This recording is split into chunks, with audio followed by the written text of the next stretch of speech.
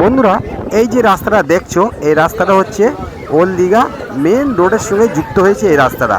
তো ওল্ড দীঘার 3টি রাস্তা আছে এমন, তো সি বিচের ধারে আসার জন্যে। তো আমি আছি এই প্রথম রাস্তা, যে রাস্তাটা এখানে দাঁড়িয়ে আছি। আর আজ হচ্ছে 29শে জুলাই। আবহাওয়া দপ্তর থেকে বলেছিল বঙ্গোপসাগরের উপরে একটি ঘূর্ণাবর্ত সৃষ্টি হবে। আর আজ সেই ঘূর্ণাবর্ত সৃষ্টির ফলে 60 থেকে 70 কিলোমিটার গতিবেগে ঝোড়ো হাওয়া বইছে। বর্তমানে এখন ঘড়ির সময় সকাল 11টা বাজে। তো এখানে দেখতে পাচ্ছেন যে কর্তৃপক্ষ থেকে তারা মাইকিং করছে, কোনো রকম কোনো পর্যটককে আজকের সমুদ্রে নামার জন্য নিষেধ করছে, যে কোনো রকমভাবে তারা যেন সমুদ্রে না নামা হয়।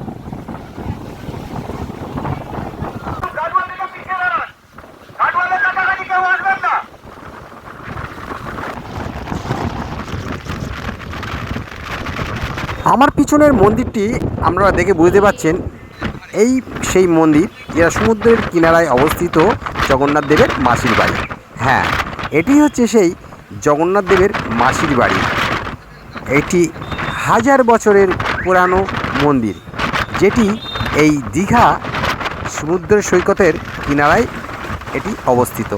তো বন্ধুরা, এই যে মাসির বাড়ির সামনে যে রাস্তাটা চলে গিয়েছে, রাস্তাটা কিন্তু জগন্নাথ দেবের মন্দিরে রাস্তা।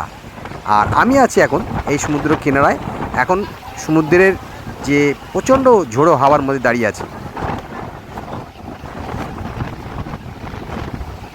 যে সকল বন্ধুরা সম্পূর্ণ আমার ভিডিওটি দেখেছেন তাদেরকে অশেষ ধন্যবাদ।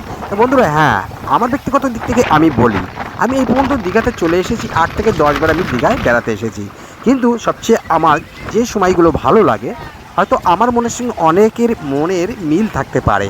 আমি যখন নিম্নচাপ হয় বা কোনো রকম ধরনের সৈকত উত্তাল, সমুদ্র উত্তাল, তেমনই ধরনের সেই প্রকৃতির দৃশ্য দেখার জন্য পাগল হয়ে উঠি। আর তখনই বাড়ি থেকে বেরিয়ে পড়ি এই দীঘা সমুদ্রে আসার জন্যে।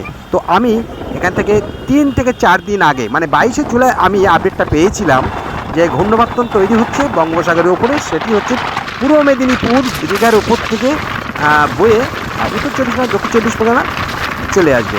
আর সেই নিউজ পাওয়ার পরেই কিন্তু আমি চলে এসেছি এই দীঘাতে।